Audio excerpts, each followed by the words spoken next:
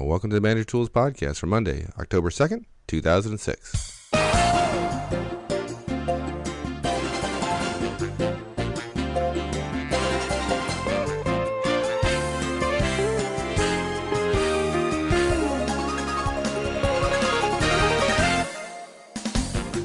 Hi, this is Michael Ozan, and welcome. I think you're going to like today's podcast. We return to the subject of managing your career. But before we talk more about that, I'm often told that I don't mention the members-only podcast enough, so let me correct that right now. For those of you who don't know, each month Mark and I publish a special podcast only for registered members. Registration is absolutely free, and it's easy. Simply go to the website, www.manager-tools.com, and you'll find a register link on the left-hand side of the homepage. Click and register and get access to our members-only podcast. You'll find the link to the Registered Members podcast on the left-hand side of the homepage as well. Our focus there has lately been, and will continue to be, on managing a career. Last month's podcast was on interviewing, and the link between your resume and an almost perfect interview. Check that out if you haven't done so already. So, more about today's cast. In a previous cast, we talked about how many managers don't understand the importance of taking recruiters' calls, and walk through a step-by-step, hey, this is Manager Tools after all, how to handle those calls. What to say, what to learn, and how to proceed. But there's another side to the recruiting relationships, isn't there? What if you want to contact a recruiter without waiting for them to call you? Maybe you're recognizing a change in opportunities where you are, or you want to move in a different direction, or perhaps it's as simple as suddenly inheriting a terrible boss, and alarm bells are going off in your head. How does one contact a recruiter? What are the basics to consider, and how does one approach them when you're going to initiate contact? It's easy if you do it step by step, the Manager Tools way. Here we go. Well, Mark, I'm glad we're talking about contacting recruiters. I really get the sense that our community of managers want help with their careers, and recruiters can be a key part of how folks do that, but they don't often. Yeah, you know, I'm always surprised, and I shouldn't be, about the number of people who say, oh, no, I would never talk to a recruiter because that's disloyal, right? And yet, you know, such a big part of the corporate management world know that recruiters play a role. You have to have a relationship with them. It's not the relationship of best friend. And it's just sad, I think, that general ignorance is hurting so many great managers. Geez, when I think about it,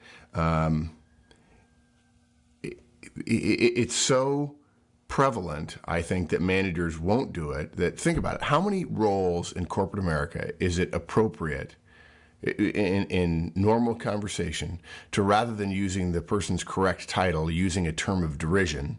In this case, I'm talking about headhunters. How appropriate is that? How often is that appropriate to use a term like that as opposed to their natural title? Just because, you know, they use it interchangeably with the word recruiters. It just tells you how people feel about recruiters. It's inappropriate because so many recruiters do such important work. But I think that just kind of adds to it. Yeah, but I think people when they're afraid of something, they tend to make fun of it. And they use terms of derision like that. So, you know, I think part of it is just, you know, fear of the unknown. You know, they know that recruiters can be helpful, and they know they actually need their help, but they don't know how to do it. They don't know when to do it. And so they avoid it. They're afraid of, you know, potentially being wrong and uncomfortable relationships. So instead of the risk of being wrong and be subsequently embarrassed, they avoid it. Yeah. You know, and it's only when the pain of their current position, i.e. they don't have a job, exceeds the potential pain of talking to a recruiter and being wrong. Do they actually do anything? Yeah, and that's too bad, I think. Yeah. But that's why we're here. So I'm, you know, in some sense, I'm glad. Otherwise, we wouldn't have anything to talk about. Yeah. So. And this is a case where it's yet again fairly straightforward, and hopefully managers will get over their fear and create some relationships. So when the stuff hits the fan, if you will, they'll be ready.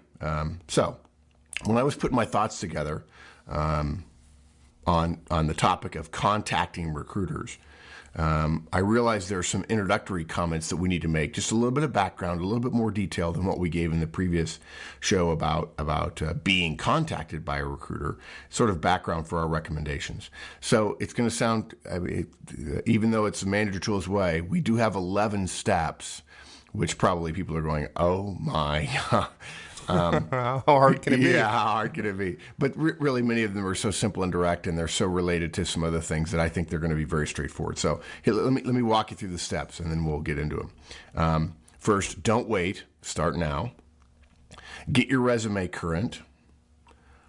Start taking and returning calls. That's a huge one, and we've already talked about how to do that. Do some research about possible firms. There are a couple of things everybody needs to know. Ask around for recommendations.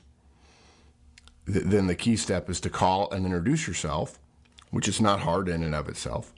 You're going to offer to meet the recruiter. They don't always take you up on it, but you're going to offer to meet. The meeting should be no longer than 30 minutes. That's a surprise for a lot of people, thinking that they want to go to lunch. You are going to provide your resume. Then perhaps the most important step for someone who doesn't know how to do this to avoid a huge disaster is to preclude broadcasting, which we'll talk about what that means here in just a little bit. And then last step, of course, is to follow up.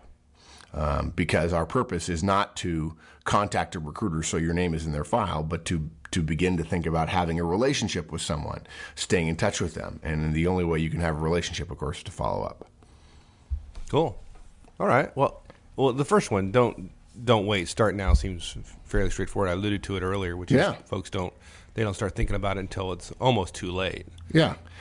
I think what it is, Mike, is that most managers wait until they've decided to leave before they start looking for another opportunity, like you said, or decide to leave, or are out of work.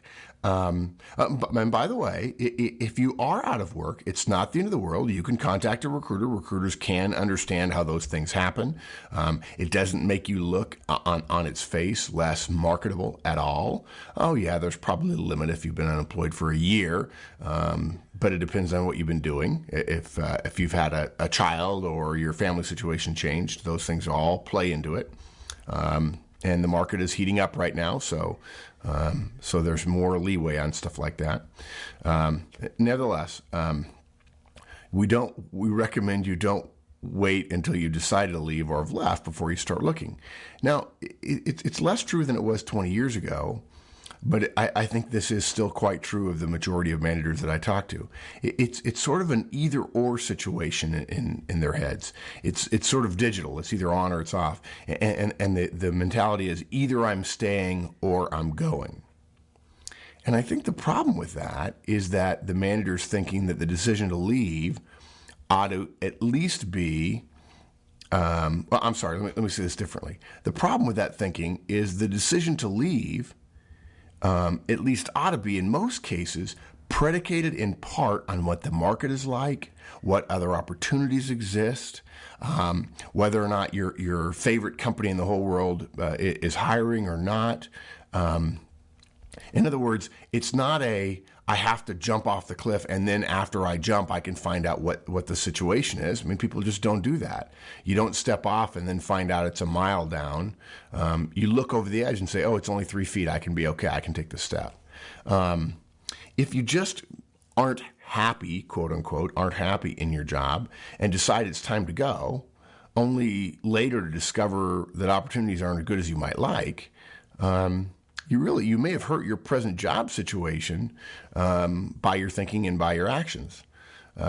So we recommend a third choice, not the either I'm staying or I'm going, but it's they're staying, and then the middle choice is keeping your eyes open, and then there's going.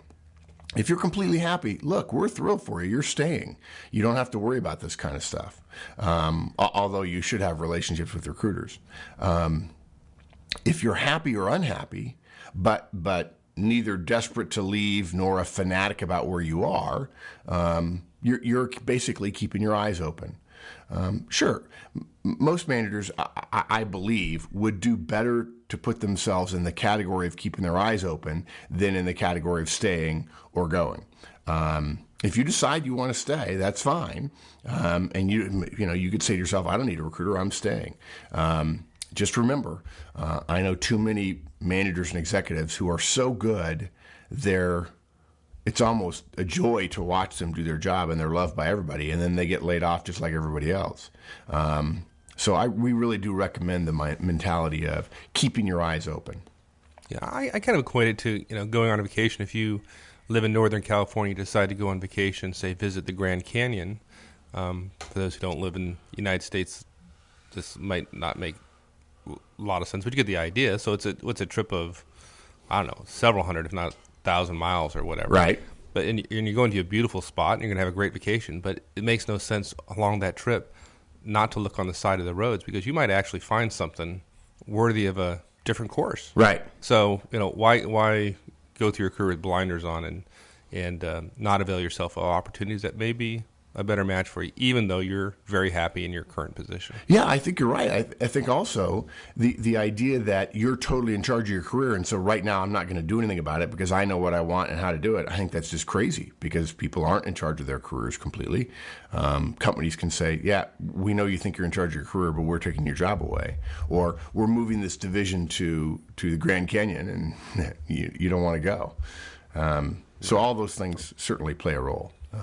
Okay, so if we convince people that they ought to be kind of going down the road with their eyes open a little bit, then they should be talking to a headhunter or recruiter. Yeah, I hate to, either one. No disparaging remarks here. Yeah. They should be talking to a recruiter or two. Yeah, exactly. Yes. Okay, so hopefully we've got that. We've got people thinking about keeping their eyes open. If they're on the journey, they want to pay attention to what they're going by, because you never know what could happen. And let me just mention something else, Mike. Your point made me think of something. I'm on a journey and I'm keeping my eyes open. I'm looking to the side of the road rather than just focusing on my destination. If I'm having lunch with some people in my industry and somebody says, hey, you ought to call me sometime. I'd love to get to know you a little bit better. That's a feeler that comes across that's a feeler that could in fact mean, I may want to hire you.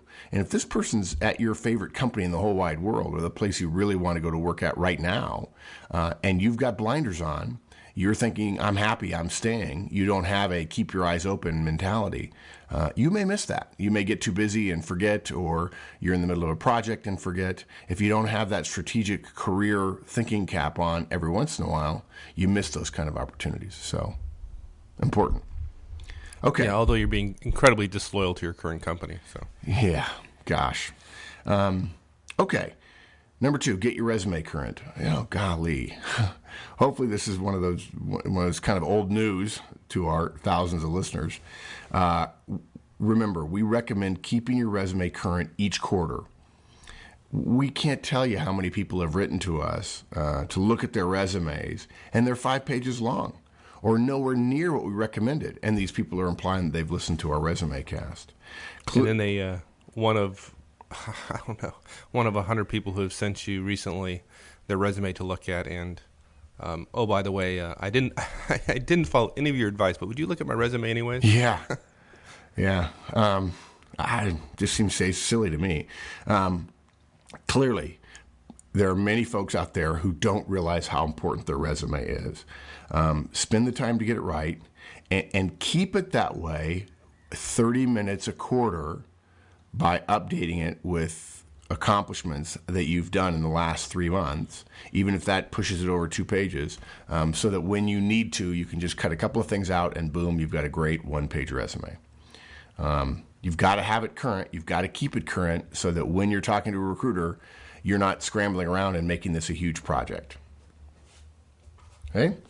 So that was fairly painless, number 2. Number 3, look, we already talked about this one. You should start taking and returning calls. We've already done a cast on this.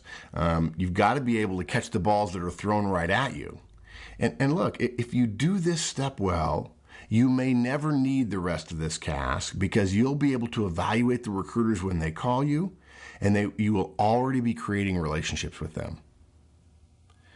Literally, I have that so firmly in my head, Mike, that the only reason we didn't do this cast so quickly after we did the first one regarding how to handle recruiters when they called is because I just assumed everybody did it. I just, in my head, I'm like, okay, good. Everybody's going to get that. They're going to know it. But we've had several people say, no, I really need it now. I need to be contacting recruiters. And I'm like, oh, okay. Gosh, I wonder how many recruiters have called them in the intervening months. Well, people just can't, it goes back to the start now things. I think a lot of folks have a hard time kind of resolving the conflict between serving their existing company and Right. their existing employer and continue to look at the side of the road and seeing what pops up. I think that's difficult for folks. Yeah. 10 minutes they spend talking to a recruiter means it's 10 minutes they're not focused on their current job. And a lot of folks have difficulty resolving that conflict. That's a great. I got to get that in my head. I really do. I think that's a blind spot for me. And that whole loyalty thing. I feel very loyal wherever I've been. I felt very loyal to Procter & Gamble. I have Procter & Gamble memorabilia all over my house. But nonetheless, I think you're right. I think you're right. And yet that 10 minutes, it just can save you hours and hours and hours in terms of when you need somebody and you pick up the phone and call them. Are they going to be there for you? And if you've returned their calls, they'll return yours. Okay, now we get into a little bit more of the detail about recruiting firms in specific, and this next step is do some research about possible firms. And I want to start by covering a couple of facts, some basics. There are actually 5 different types of recruiters, though most people don't think that way. And in fact, if you were to tell a bunch of recruiters right now that there were 5 different types of recruiters because Manager Tools told you so, they'd think we were smoking crack. The 2 we're going to focus on is retainer and contingency search firms, which are the vast majority of the types of search firms that people talk about, the recruiting firms. But 2 of the other 4 are internet sites like Monster. That's an important one. They do a lot of business. And there are many others, not just Monster. And then also internal corporate recruiters. It's very possible you get a call from a recruiter directly from a company. It doesn't have to be a search firm. Now, that's obviously a different conversation because they're not going to be shopping you around potentially to a bunch of companies. And then the 5th type of recruiter happens to be my favorite, the best kind to know, which is other managers. But that's a whole nother cast about how to talk to another manager about a potential opportunity in their company. And that goes back to our building a network cast, right? If you have a good network, exactly. Everybody you talk to, if you impress them, could potentially turn their manager cap around and suddenly become a recruiter of you to come to work for them. And boy, those situations are a lot simpler, a lot less complex, a lot more straightforward. And quite frankly, easier to get through all the hoops. Right. Yeah, you mentioned too, the retainer and contingency firms. I know there's a little bit of a difference between them. Is it significant? Does it really matter? In a way, it doesn't, because there are so many of the firms that do both, even though they imply that, well, the one part of our firm is completely different. So they're slightly different, and it's worth being clear about, Mike. A retained firm is paid by the hiring company, the client, no matter what. In other words, they're retained to do a search, whether they place somebody or not in the first 3 or 4 months that they're doing that search, they get paid over time 1/3 of the starting salary of the position. Now, there are certain strictures put on the retained firm in terms of what people they can go after, and they can't recruit any of the hiring company's people away from their company at that time. But basically, they're paid whether they place somebody or not, whether the company hires somebody on their own or a contingency firm places somebody in or what have you. And so they're kind of paid like doctors or lawyers and professionals. Whether you live or die or whether you win or lose your court case, both your doctor or your lawyer, they still get paid. Contingency firms are different in that they're only paid if they place someone. Now, the fees are the same for both. There's a little bit of a running battle between contingency and retainer firms about which one is better. Generally speaking, retainer firms look at higher level positions. So one of the distinctions is if you're making less than $100,000 a year, the chances of you creating a relationship with somebody, a retainer firm, is very, very small, extremely small, unless you're well known because you had a web startup a few years ago that you sold or something along those lines, which of course in that case probably you're not making $80,000 to $90,000 a year. But generally speaking, you're going to find that retainer firms, because large corporate clients can't afford to pay a bunch of firms to be on retainer for lower level positions. Generally, retainer firms recruit for positions that pay $200,000 and up, although they go lower. And contingency firms tend to be the ones that handle the lower positions down to $50,000, and they go lower than that. But even in many cases, most contingency firms would tell you, "Oh, I would never touch anything below $80,000 or $100,000 a year." And partially that's because the less money the position is paid, the less money they get paid, because they're paid around 35% again of the starting salary. Okay, so contingency firms. Well, there are a lot more subtle differences, but for our discussion, retainer firms are harder to create a relationship because they're more client-focused, and they tend to have what I'll call now a rifle shot approach to recruiting, meaning they're retained by some big company, and they go out and look for 4 or 5 very specific people whom they already know to put together a slate of candidates that the hiring company will interview. Contingency firms tend to be slightly easier to start a relationship with because they need more candidates for more searches because they're not retained to do just a few.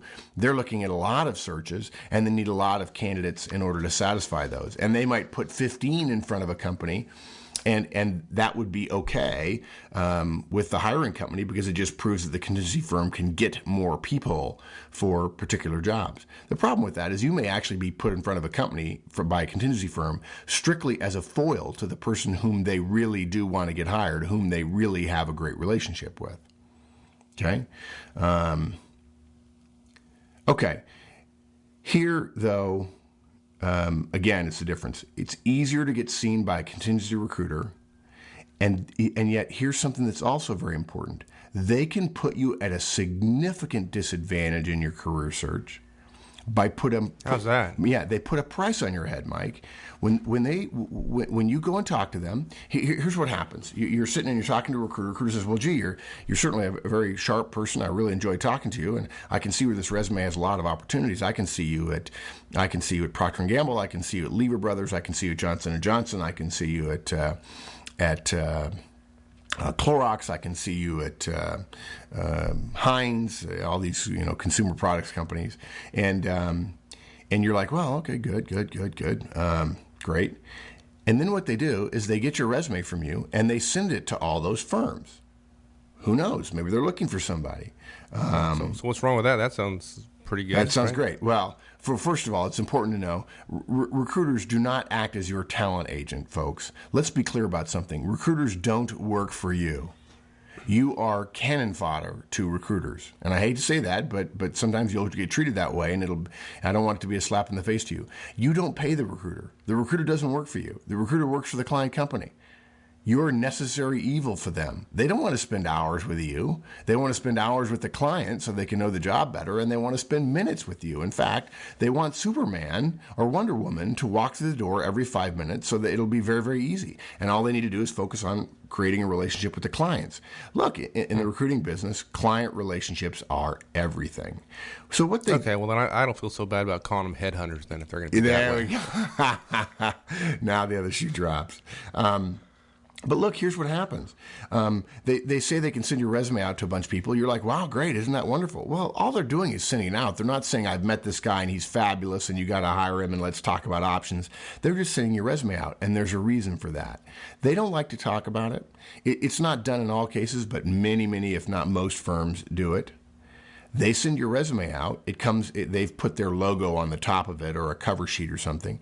And then when you find out you can go to work for Johnson & Johnson on your own, you have a friend who works there and he puts you into the system and you get an offer. And then suddenly HR says, I'm so sorry, but we can't do this because we hadn't budgeted for a search firm fee on this one. And yet we found his resume in our files from XYZ Corporation, and our agreement with them is if they send us a resume first, we have to pay them a fee. So they're blanketing the market with people with companies, at companies around you and in your industry, and you're essentially getting a price put on your head. Let me make it even worse, Mike. Double whammy. You're talking to a company, you're talking to a contingency recruiter, and things are going well. He broadcasts your resume out to a bunch of places. You make $120,000, $130,000 a year, and he's thinking maybe you can take a step up. And he sends it to a firm. He sends it to a company that has already paid a retained search firm for the opening that he's considering you for, that he learned about through the grapevine. Now the hiring company has to pay the retained search firm already their $30,000 or $40,000 or $80,000, plus they've got to pay the contingency firm. Now you have a double price on your head.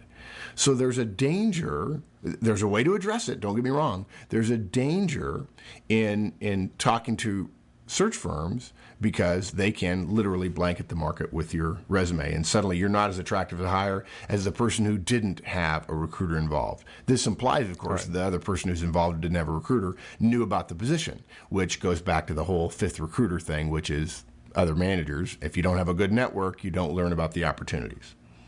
All right. Well, I'm glad you said there was a solution, because I was starting to wonder whether we're just going to go down the path of don't use recruiters. Right. No. There's an easy solution that you have to know in order to overcome this, to avoid having your resume sent out. We'll share that in just a minute. Yes. I'm sure right now people are going, well, heck, I'm not doing well now. Why should I reduce my chances of getting hired? And so I won't even talk to them. But yes, there's an easy way around that.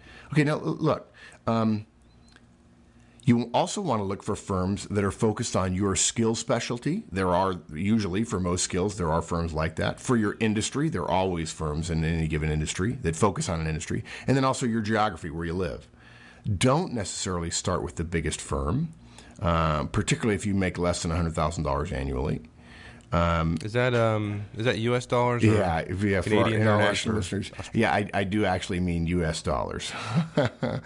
Yeah, somebody was saying that if we put 100K in rupees or something like that, that it would be $5. But no, we mean 100,000 U.S. dollars.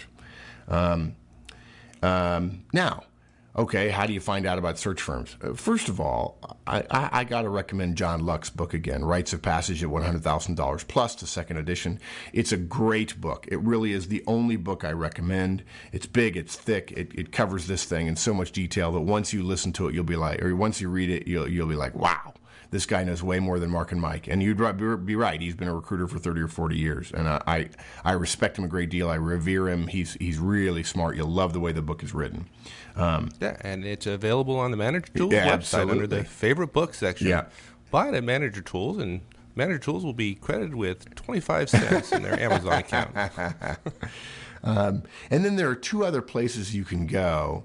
I think it's Kennedy.com, but we'll put a link up on the website for everybody. And then also Scanlon Hunt, two companies that specialize in information about recruiting firms. They list all the firms and so on. Yeah, it may cost you a few dollars, but it's absolutely worth it to know for your industry and your geography the names of the firms in your area. And then once you have that list, it's you pick up the phone and start calling them. It's not well, almost, but the list will tell you names and phone numbers and office locations and all that kind of stuff. Okay? Excellent. All right. So now you've thought about the search firms. You've narrowed it down, not just to the top firms because you heard one of these guys interviewed on CNN, but now you've got location and geography and those kind of things considered. And now what you want to do is you want to ask among your network for recommendations. And again, this is a good way to get more detail about industry and location/skill-specific areas. Ask people whom you trust. I'm going to say it again. Ask people whom you trust in your organization, whom they might be talking to.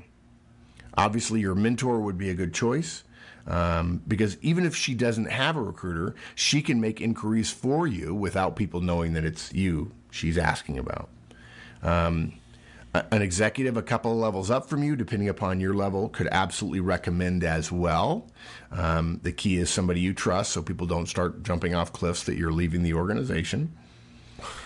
You can certainly ask somebody who just left, whom you had a good relationship with, or somebody who just came on board whether or not they used a recruiter. The great thing is if somebody just left and they went somewhere else, or somebody came on board and they used a recruiter, that recruiter was successful on that particular search. That's a good thing. It's a nice thing to know. So if you've met them a week later, after you ask them whether or not they're a recruiter, a week later ask them who they used, and they'll probably share it with you. Now, I want to mention something else. if you know somebody fairly senior in your organization and you know that they use recruiters, this is very, very powerful, because if they use recruiters for positions in your firm, then they are very well loved by the contingency firms, remember, or the retained firms as well. Remember, the hiring company pays the recruiter. The recruiter is most interested in having a relationship with the client, not with the individual.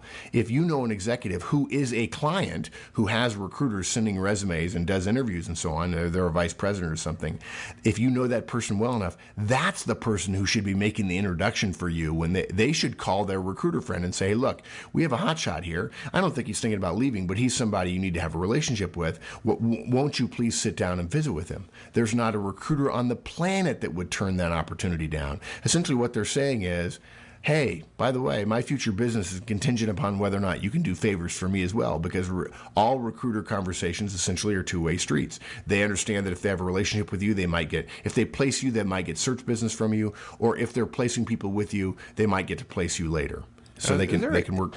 Is there a conflict of interest there that can be problematic? For example, if I'm at company XYZ and they happen to use recruiting firm, Alpha, is recruiting firm Alpha less likely to help me as an employee of company XYZ because they don't want to steal from the company that's putting food in their mouths? It's a great question, and the answer is yes and no. There are times where companies are precluded from working with somebody, but generally that is for retained searches at fairly high levels. And for the majority of our listeners, I don't think it's a problem. When you become an executive, it becomes more of an issue. There are blocks on people. In other words, I can't send you out on a search for a year because we just placed your CEO, for instance. But my worry is if we tell people that, Mike, then that's another reason for them not to talk to recruiters, and so they're like, well, I won't do anything. And you can't know that, and the blocks come and go at various times. You can't know that until you have a relationship with somebody. So yes, it is something to consider, but it's not something to preclude you from starting to create the relationships. Right, and if it was an issue for that particular recruiter, they'd let you know, right? That you wouldn't have to guess at that. Not necessarily. This is why we want recommendations. Or this is why we want you to reach out and to start creating relationships with people. And if you don't have a good feeling about a recruiter, if they're not going to return your calls, if they're not going to be polite to you, if they're not going to, if it always seems like they won't return your calls, but they get miffed when you won't return theirs, in my mind, those are the kind of people who wouldn't share with you something that might affect your search.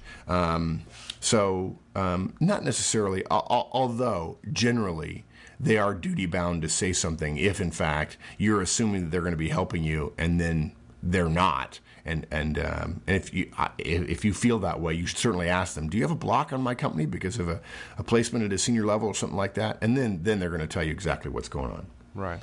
Okay, so the lesson would be there that it actually may affect you. You may not necessarily know, so it'd behoove you to have a relationship with more than just one recruiter. There you go. Bingo. Okay. Putting all your eggs in one basket is not the way to go. Okay. So we've asked for recommendations.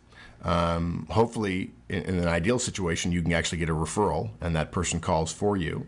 And then we come to the step where you actually call and introduce yourself. It's obviously a key step. It's pretty simple. You pick up the phone. And by the way, folks, I did not say email. I did not say turn to your computer and start typing in an email. I did not say email.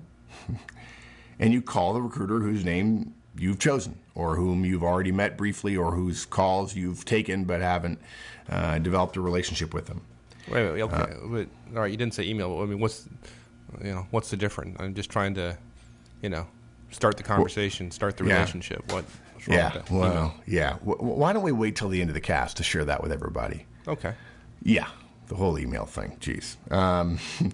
Okay. And look, if you get voicemail, if you get the person on the phone, it's very simple. It sounds like this. Hi, Jan. This is Mark Horstman. I'm a director in corporate logistics at Walmart, and I've been given your name to start developing a relationship with. I know you're busy, but I'm hoping you'd agree to sit down with me for no more than 30 minutes, talk about my background and how you might be able to help, and talk about potential opportunities. You can reach me at da-da-da-da-da-da-da. And probably the first call is not going to be returned. So I would give 3 calls in a 2-week period. And if that person doesn't return your calls, I'd be looking probably for somebody else. I would not be calling them every day or every other day. Yes, that happens when you get laid off or when you find out that your division's on the block or what have you. Again, we're starting a relationship here. We're not responding to negative implications in our workforce. Yes, it could happen that you're doing that, but you don't want any hint of desperation. You're just, everything's fine, and you're wanting to start a relationship. So again, hi Jan, this is Mark Horstman. I'm a director in corporate logistics at Walmart. I've been given your name by, now look, if you want to, you'd share, I've been given your name by Big Shot number 1 and Big Shot number 2. I'd like to start a relationship with you to keep my career options open. I know you're busy, but I'm hoping you would agree to sit down with me for no more than 30 minutes. Again, I know how busy you are, and I'm only a candidate. I'm not a hiring client. And talk about my background and see how you might be able to help. And then I leave my number. That's it. Okay, now you mentioned, scheduling some time to meet face-to-face. Is that required, or can you do that via introduction via phone call? Yeah, that's a great question. You don't have to meet, Mike. I mean, if you're in Seattle and they're in Tacoma and it's an hour or something like that, but I do strongly recommend it. That's how relationships are born. It goes back to the whole comment about email you made a minute ago. Look, relationships, the best relationships are founded on and maintained with high-level communications, which means face-to-face. It gives you a chance to wear a suit. It gives you a chance to impress the recruiter. It gives you a chance to avoid the recruiter saying to one of their friends, I've never met this guy. If the client says, well, what do you think about this guy? Well, I've never met him. Bang, you're off the list. You can show how good you are. And so many people don't do it. And so many people just send resumes over the transom blindly by email. They're not distinguishing themselves. And you want a chance to distinguish yourself. If you don't want a chance to distinguish yourself, you shouldn't be expecting a recruiter to do anything extra to help you in your job search. And a recruiter, particularly a contingency recruiter, will help you get a job when a hiring client who pays them has a job for which you're perfect. It's as simple as that. So anything you can do to prove to them that you have more abilities and you're sharper and better than a piece of paper could recommend, then you want to do that. And so that means a face-to-face. Would it be appropriate to suggest that you meet over lunch, for example? Well, no. Recruiters hate that. We dread it. Really? It's rude. Look, you don't pay us. So in that sense, you're less important to us. I don't mean to be rude, but you are. In the same way that most companies, customers are more important than suppliers. Even with all the supply chain management issues that are out there today, customers are more important than suppliers. Recruiters dread, and so they won't do lunch. It takes too long, and agreeing to meet with you implies they aren't meeting with hiring clients, which is what they really should be doing. And what they wish they were doing if they're not, because the clients pay the bills. And further, they can make a decision in less time than that.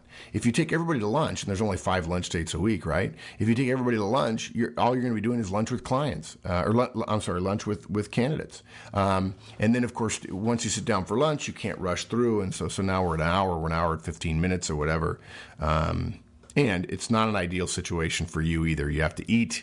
And by the way, the idea that you're going to pay for the recruiter's lunch is if the recruiter needs somebody to buy lunch for them. It just doesn't make a lot of sense. What you want to do is you want to come to their office. You could certainly have a cup of coffee at a Starbucks, but I will take no more than 30 minutes of your time. I respect your time, and I just want you to get to know me a little bit, and I want to get to know you a little bit. I want you to realize that I don't have 2 heads, and again, I want to respect your time. So okay, well, I'm gonna go back to my headhunter comment. I'm starting to really not like these guys. No, don't. I tell you, they're not going to be your best buddies. They do have a different set of motivations than you. But based on that analogy, Mike, you probably feel the same way about vendors and suppliers. I mean, right? They're motivated by something different than you. They're trying to meet your standards. Not all of them are not trying to exceed them enormously. So they're just being very clear about how they make money, and it's a commission business.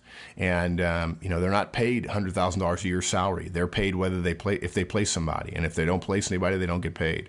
So in a sense, they're salespeople. And if you're in your company and you're in a technical role and you want to spend a day with the salesperson will look at you and think you're insane. It's like, well, are you a customer?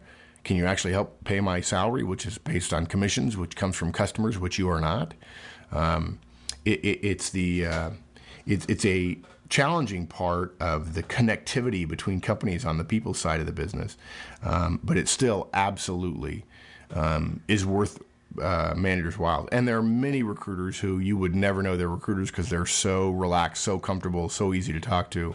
And if you start doing a couple of favors for them when they call you, enormously different response from them when you call them back and say, hey, let's talk about the flip side of that coin. Okay. Now look, next step, you've got to provide your resume. You've got to bring it to a face-to-face, and you got to give it to them. And please, whatever you do, don't ask them what they think of it. Either they're going to give you a comment that they don't like the format, or you met whatever format they have, which means they're not going to praise you for that. They're just going to think, well, the guy's not stupid. I can't say he's smart, but he's not stupid. And the second thing is, they're not going to send you. The other part of it you would be asking about is whether or not you have good background. Well, they're going to make that decision with their behavior. It would be like asking somebody after you've given a presentation about a big budget thing, what did you think of my slides? The resume is a necessary evil. It's necessary, but it's not you, and that's the whole reason you want a face-to-face. Should I send it to them before the meeting so they have a chance to look at it? No. So I'll be happy to bring my resume over. And we'll talk about that in just a minute when it comes back to the email piece.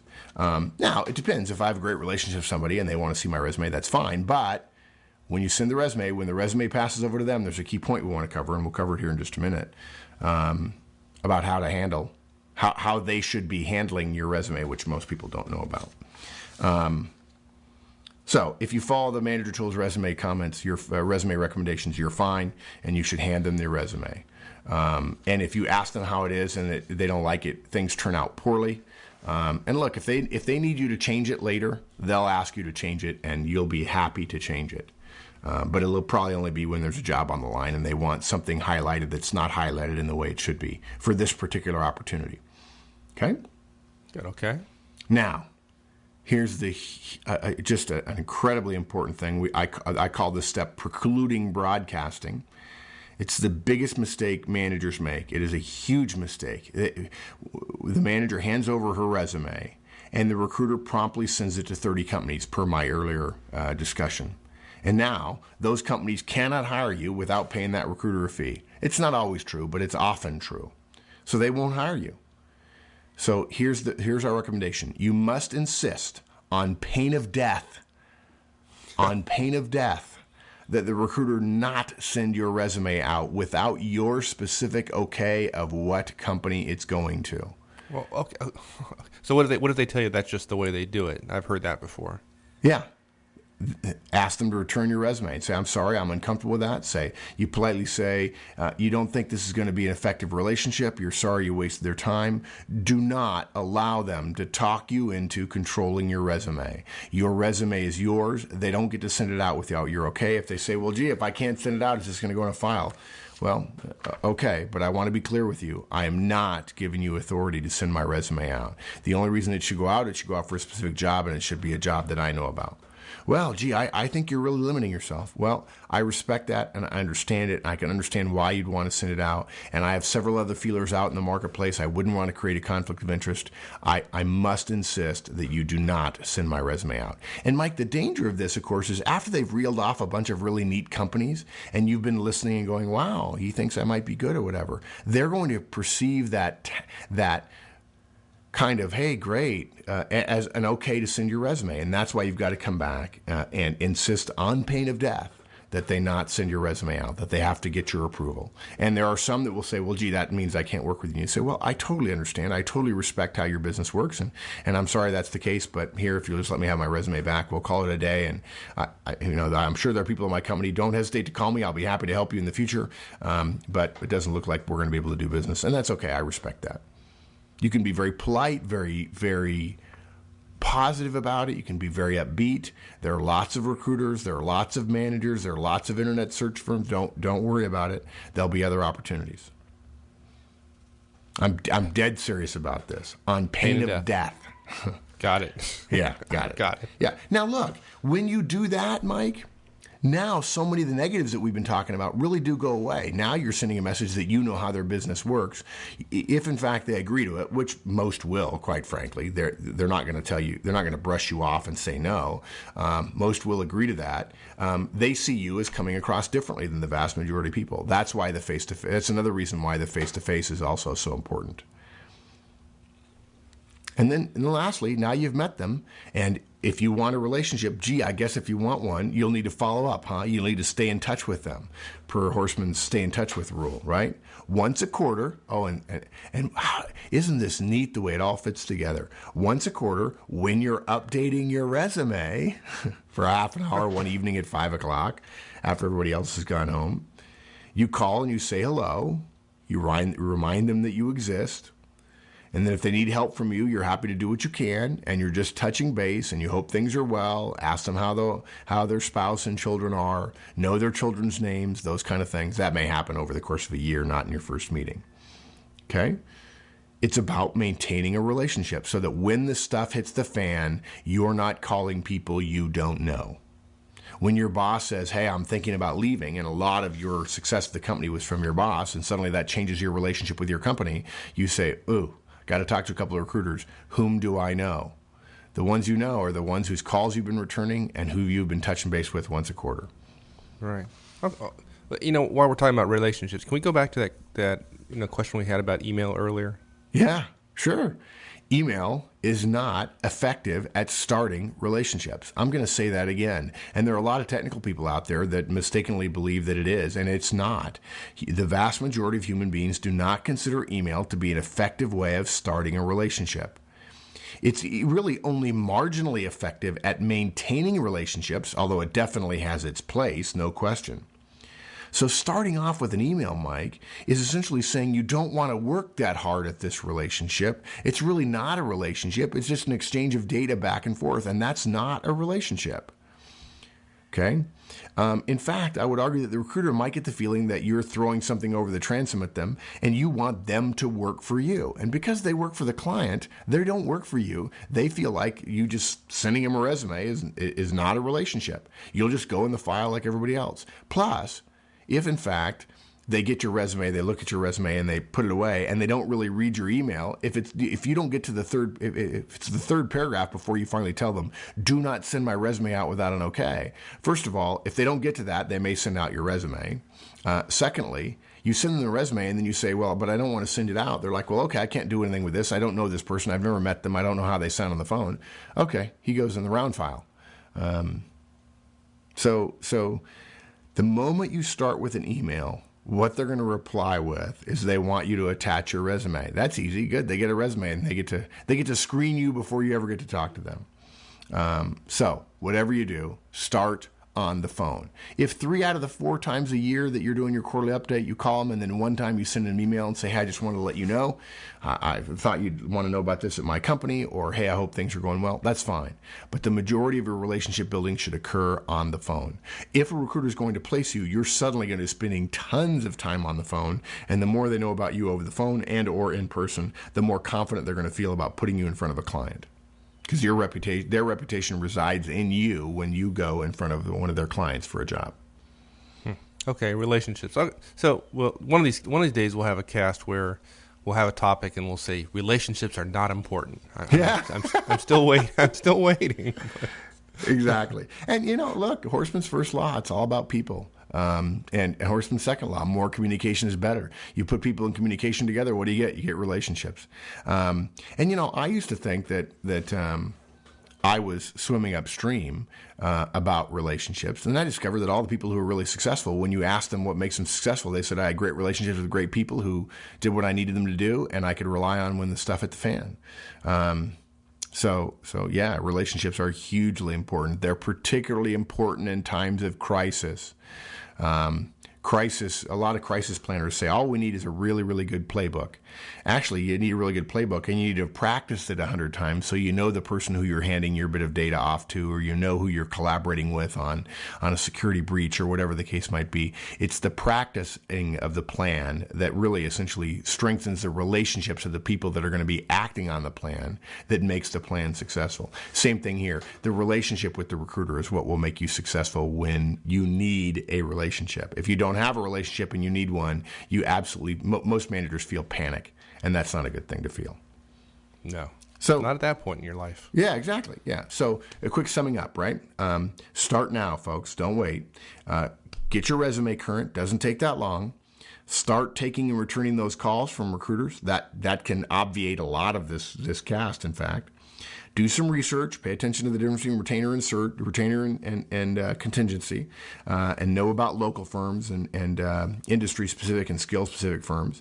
Ask for recommendations from people in the organization whom you trust and you know won't hang you out to dry.